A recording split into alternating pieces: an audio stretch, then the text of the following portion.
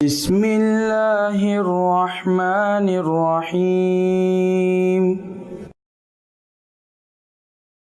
اب میں قربانی کے مسائل پر مکالمہ پیش کرنے کے لیے ہمارے دو ساتھی حافظ عبدس و عمر کو دعوت دیتا ہوں کہ وہ یہاں آئے اور قربانی کے مسائل پر مکالمہ پیش کریں۔ السلام علیکم ورحمۃ اللہ وبرکاتہ۔ وعلیکم السلام ورحمۃ اللہ وبرکاتہ۔ بھائی عمر کیسے ہو اور آج کل تعلیم کہاں حاصل کر رہے ہیں؟ الحمدللہ، اللہ کے فضل سے میں ٹھیک ہوں اور میں مدرسہ الصفا میں زیر تعلیم ہوں۔ ماشاء اللہ، بہت خوب۔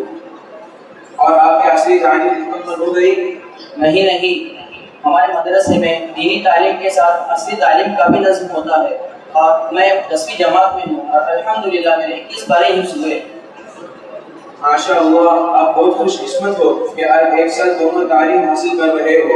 اچھا، مجھے کچھ مسائل قربانی کے سلسلے میں آپ سے دریافت کرنے ہیں، کیا آپ مجھے بتائیں گے؟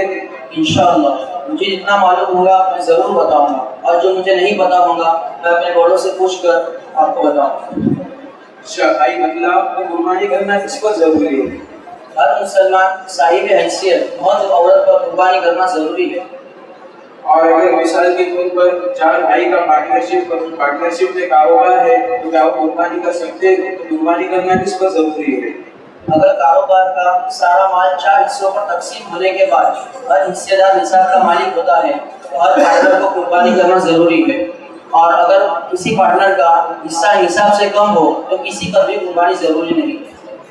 بھائی، یہ مطلب کہ ایام قربانی میں قربانی ہی کرنا ضروری ہے یا قربانی کے علاوہ کوئی نیک عمل کر سکتے ہیں؟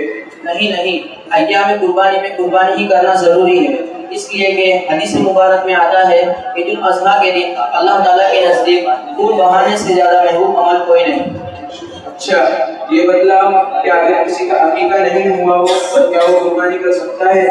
عقیقے کا قربانی سے کوئی تعلق نہیں، عقیقہ ہوا ہو یا نہ ہوا ہو قربانی کر سکتا ہے۔ اگر کسی کے ذمہ قرض ہو تو کیا وہ قربانی کر سکتا ہے؟ اگر کسی کے ذمہ قرض ہونے کے باوجود آدمی صاحب نصاب ہو تو وہ قربانی ضرور کرے گا۔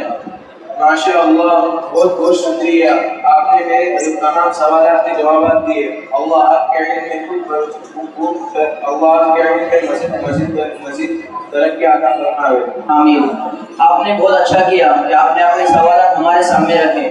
اسی طرح ہم کو چاہیے کہ ہم اپنے دینی اور دنیاوی مسائل علماء سے پوچھ کر کامیابی کی طرف بڑھنا چاہیے۔ جزاک اللہ خیر۔ السلام علیکم ورحمۃ اللہ۔